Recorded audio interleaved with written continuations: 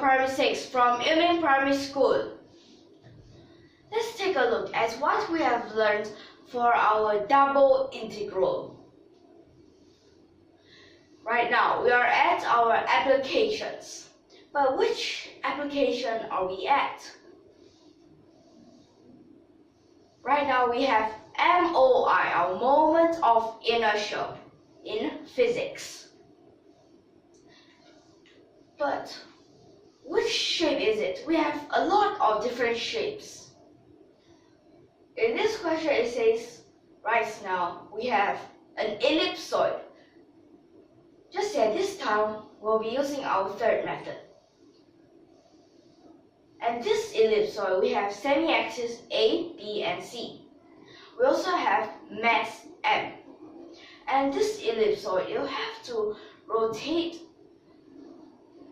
about the axis perpendicular to its plane. We can say we have an ellipsoid like this. This ellipsoid, the axis perpendicular to its plane here, and it rotates like this. Okay.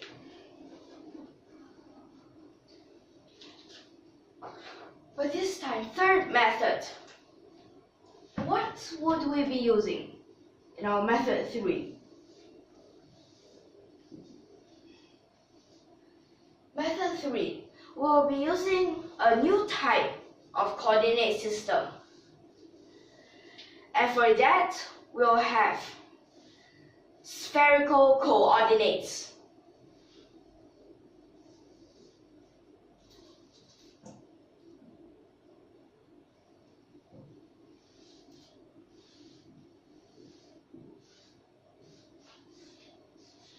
In this, let me first draw a sphere here.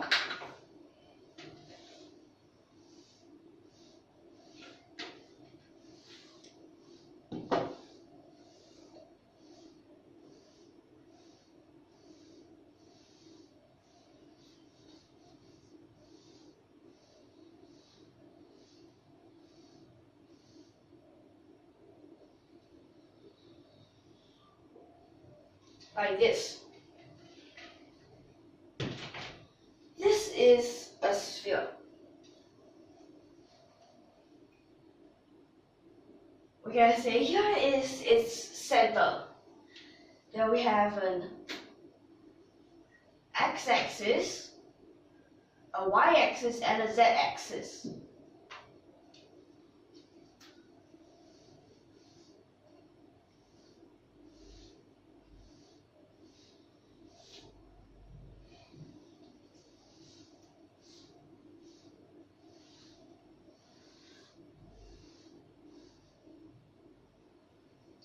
And also an origin. But x, y, and z, it is just Cartesian coordinate. So for this spherical coordinate, what do we have? So let me tell you. We have r, we have phi, we also have theta. R, phi, and theta. I'll tell you where they are. But first, let's just think. We have this little piece of a sphere there. So we draw a line from this origin to that heart of the sphere, and this is called R. Okay. Then this angle with the z-axis, we can call it theta.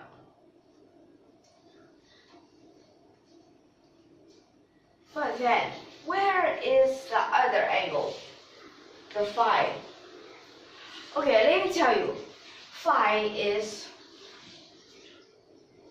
the projection of this R onto the XOY plane. You can also say it's like when you look from the top view. But the best way to say it is to say is projection. The projection of R on X or Y.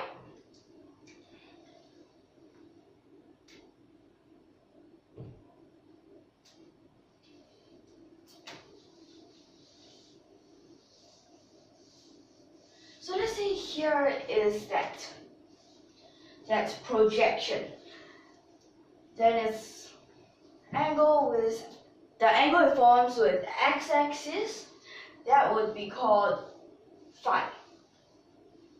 Okay. So now we know where these are. But then we have to know what is our x, y, and z. First of all, we can first look at our z.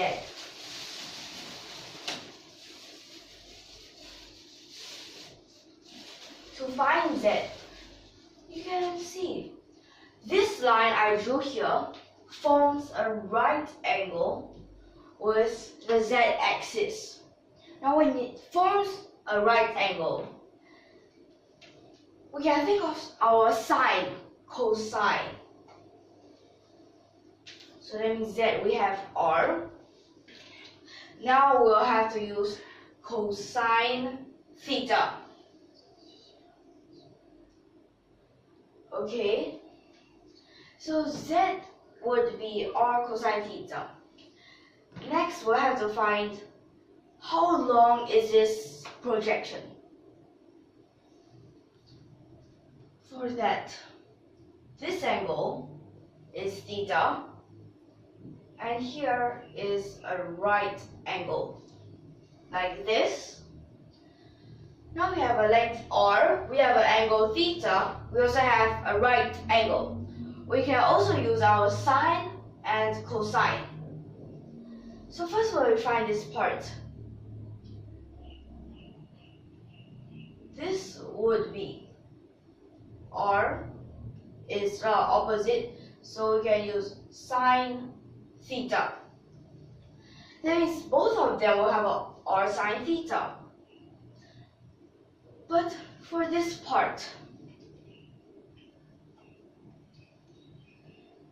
so we can just wait, let me see. What if I draw a parallel line? But what is that line for? Well, this is the projection, but then we have another projection. It's like either you look from this side and you'll get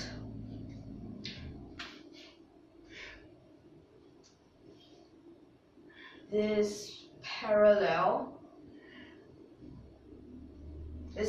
line, or from this other side, and then you get this other parallel line, like this. But what's so special about this angle? Let me tell you, this is a right angle. Okay, this is a right angle. This is our x, this is our y. This x is the adjacent for this angle. That means we can use cosine. So we have R sine theta. This is our hypotenuse. And then cosine phi. Okay. Then y for this part is the opposite of this angle phi. So we can have R sine theta, then it's a sine phi. But then at this part, A, we can say it's over here.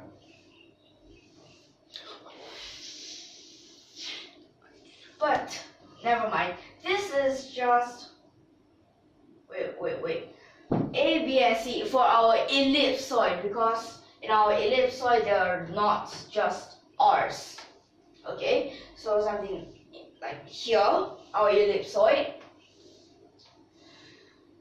So this was an ellipsoid. Just now what I drew, this part, okay, we think if this is the ellipsoid, that part would be A. Here we can call it B, and then there, along that z-axis, we're gonna call it our C. So A, B, C. How can we change it now? Well, maybe I'll change it like this.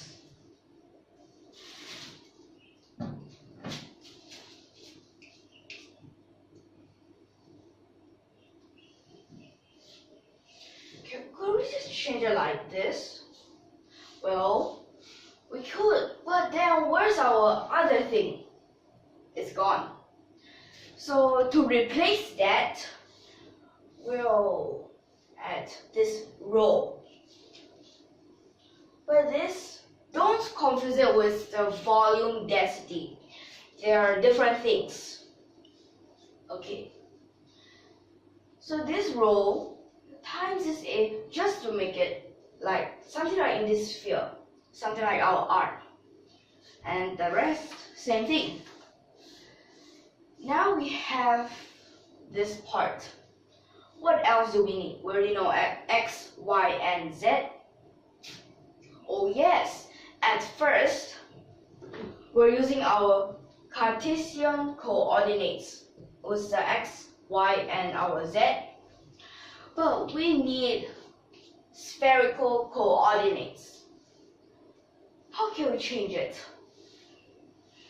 So that means dx, dy, dz will need to be equal to something. Then in this case, we use the rho, the theta, the phi, like this. But at this part, can we use something that we have learned before? Well, we can. Okay, so I just record this at the side. This X, Y, and Z.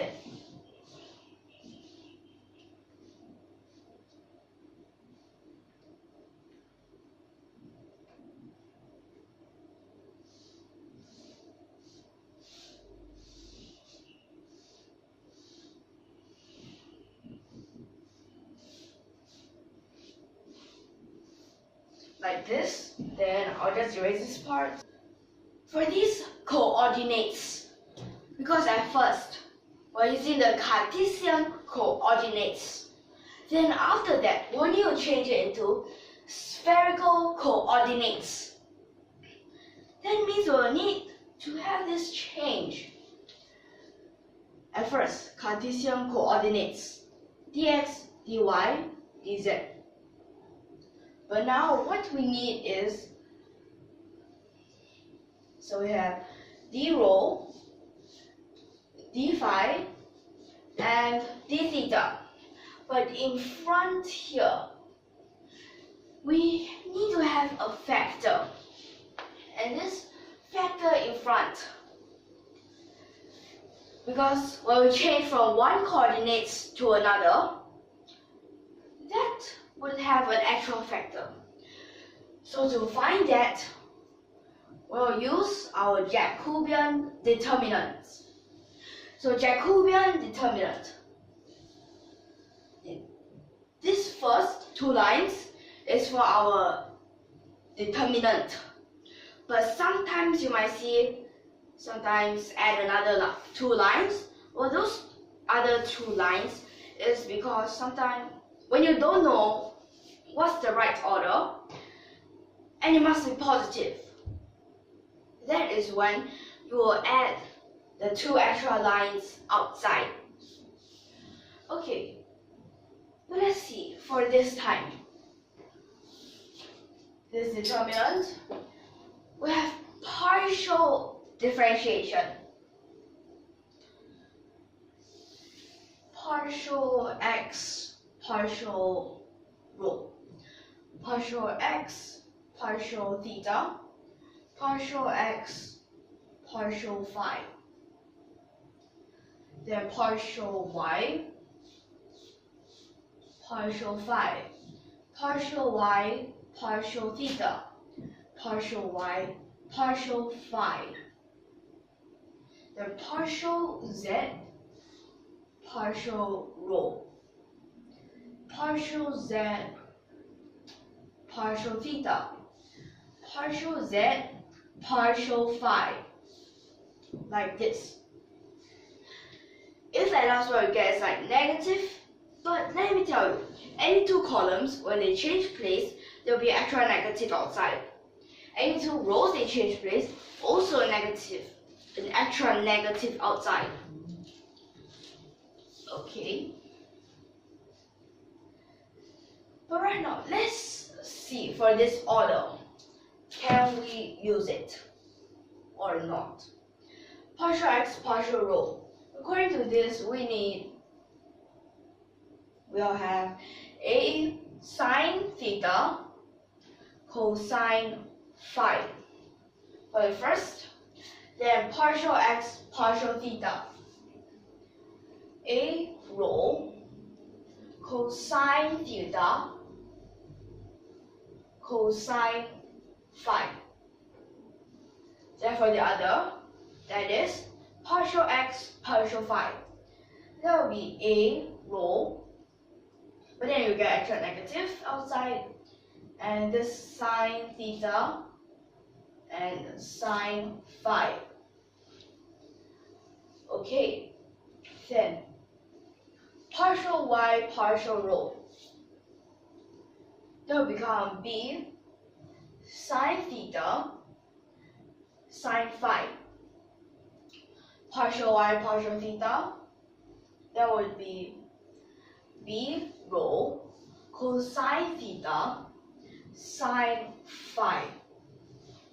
Then partial y, partial phi, b rho, sine theta, cosine phi.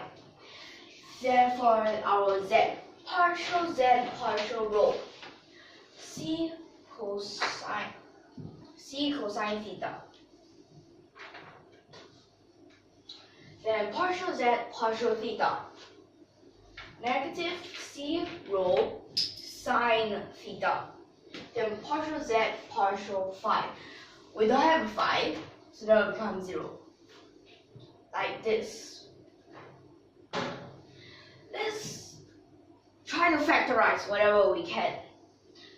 A can factorize, B also can, C also can.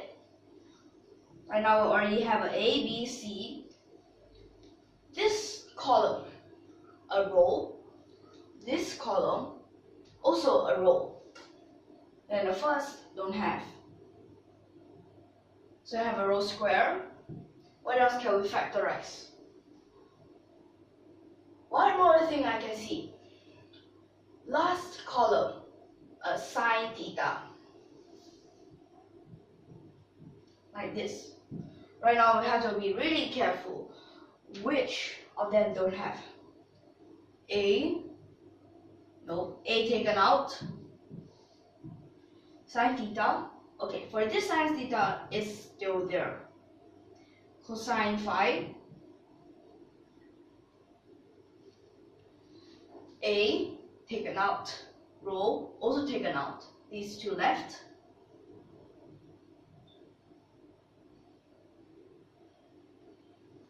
Then how about here? Negative will still there. A rho sine theta left is a sine phi. Then at this part, B taken out. Sine theta, sine rho still there.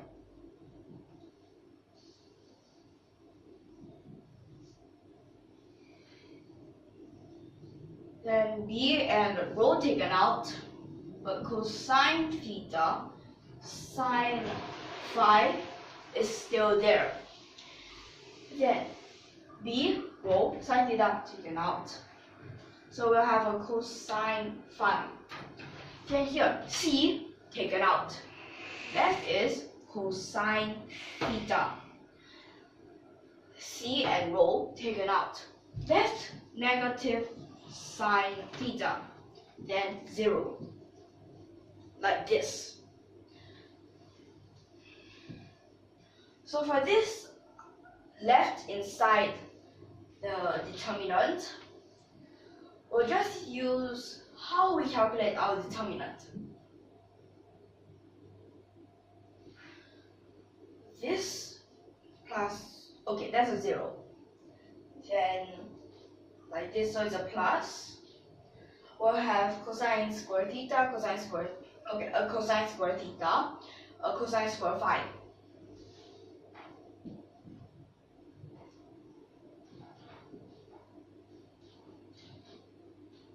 Then this way, okay, still a plus. So we'll have sine square theta, sine square phi.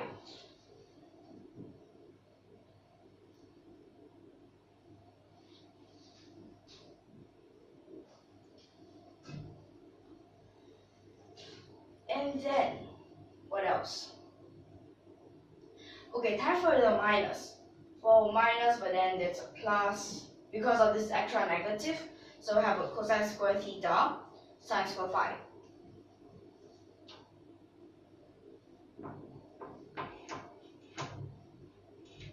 Like this and this way. So still be plus. Now for this, plus sine square theta, cosine square phi.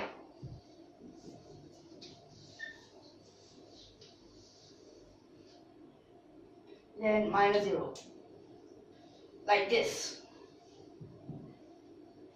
And then after that,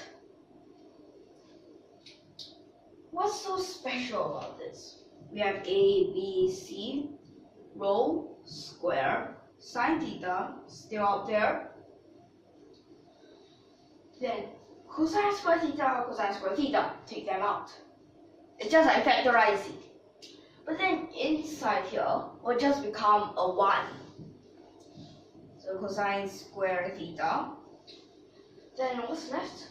Well, sine square theta we also can factorize, but inside here becomes a 1.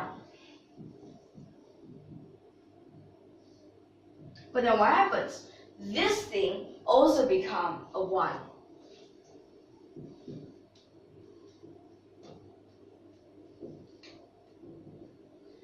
So this is our extra factor. Okay, so we have A, B, C, rho square, sine theta, like this. So this is our Jacobian determinant. Okay, I think we can start our question already. Okay.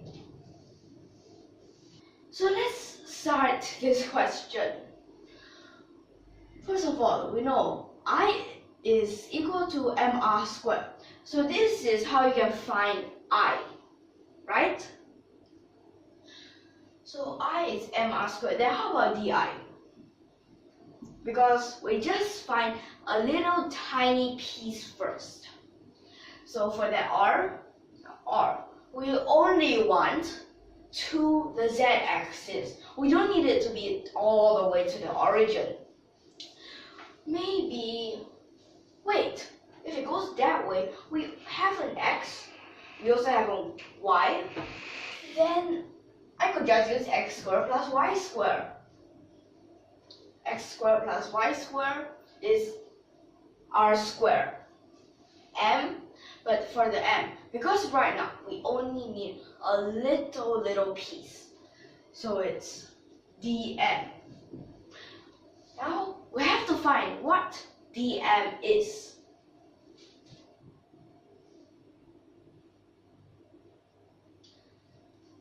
Now what dm is, you have to first find the mass density. The mass density is 3m over 4 pi ABC. This is the mass density. then you have to times its little volume. But first, in Cartesian coordinates, we'll use dx, dy, dz. Then after that, we'll have to change it into spherical coordinates. X and y will have to change. Dx, dy, dz will have to change. X and y, just using these two. But dx, dy, dz, using what we have done just now.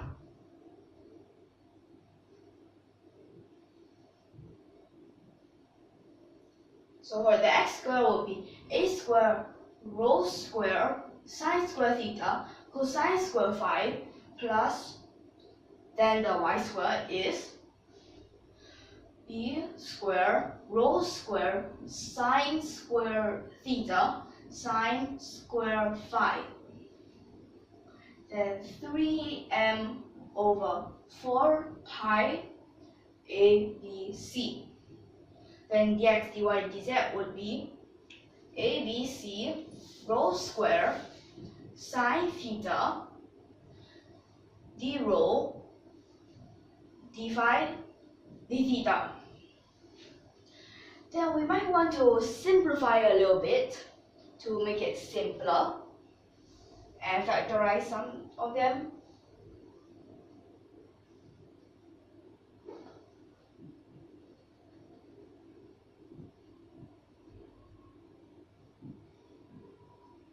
From here you'll see, I factorized a rho square and a sine square theta. And then I simplified it ABC. So here we have rho to the power of 4, since another rho square came out. Then sine, okay, another square came out, so sine cube theta. Then d rho, d phi, d theta. Next is for us to find I. So for this I, we'll have, this part is just a coefficient. But this time, we'll need to use triple integral. For these parts, bracket a square cosine square phi plus b square sine square phi. Then sine cube theta, then rho to the power of 4, then d rho, d phi, d theta, like this. Now for our boundaries. Firstly, rho, where is it from and where does it end? Okay, so for rho, it starts at 0. So when you see those x, y, and z, a, b, and c, it just like all the way ends at, for x is a, y is b, z is c, so 1. Then it's theta.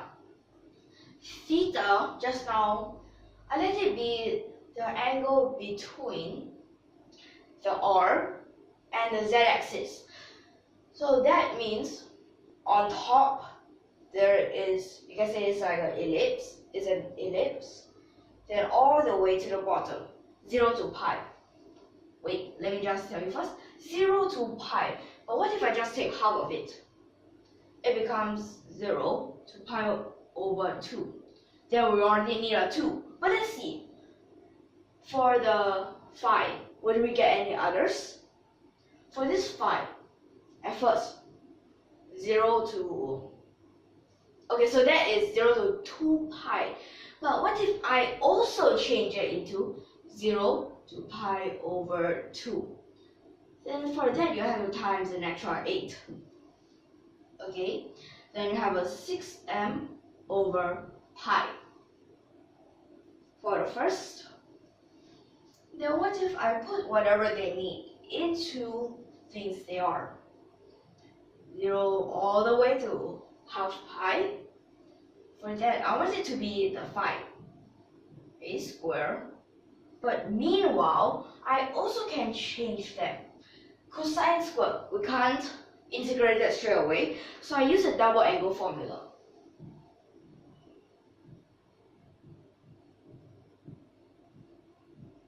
There.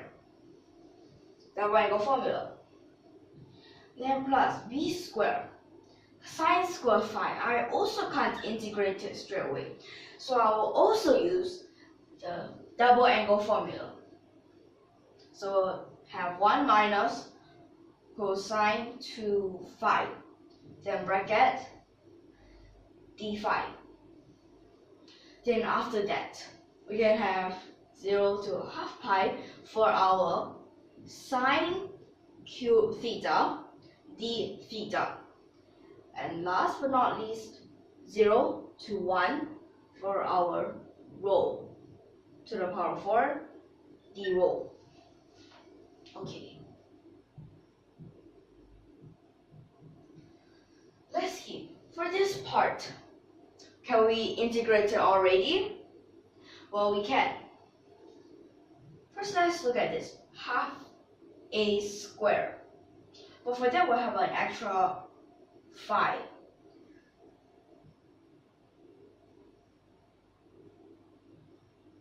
A squared over 4. But then that pi, the extra pi, we'll just take it outside. Okay, later I will simplify them. Then for this part, plus.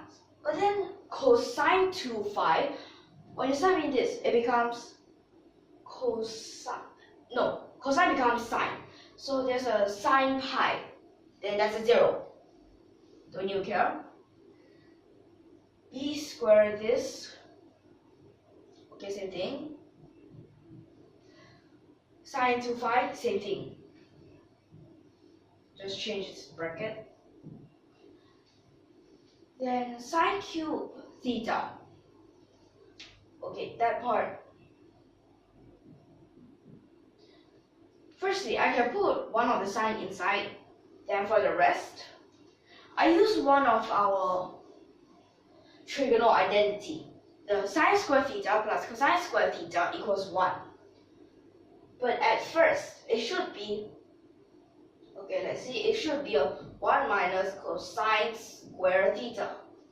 But when you put another sign in, there will be an extra negative, and that changes it into cosine squared theta minus 1. Then d cosine theta. Like this. And then at this part, 1 over 5 rho to the power of 5. So these there. An extra 1 over 5, so I'll write that in front. Then for that, 6m over 5, like this. This part, well, I may want to take these 4 in front. That changes it to, let's see, you have a 3m over 10. Since you also need to simplify, okay, now you have a squared plus b squared. Then this part, cosine squared theta, you have a 1/3 cosine cube theta and minus a cosine theta. Then you'll have to start from 0 to half pi.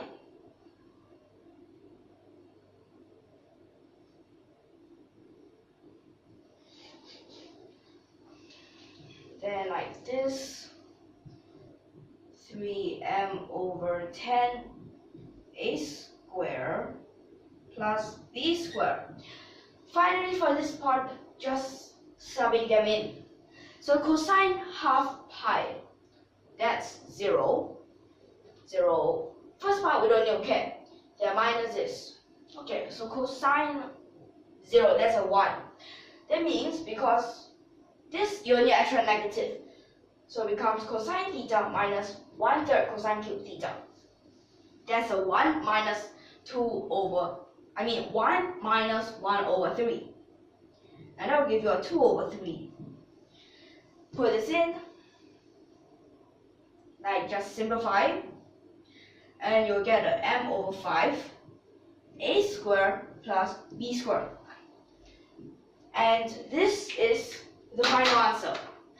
So in this lesson, I hope that you're clear so far. Well, we used quite a lot of things, like our Jacobian determinant for that changing of our coordinates.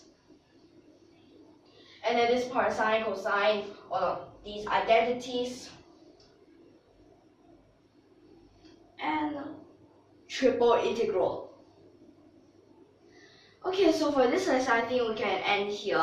So see you in the next lesson. And if you like our videos, don't forget to subscribe to our channel. And thank you for your watching.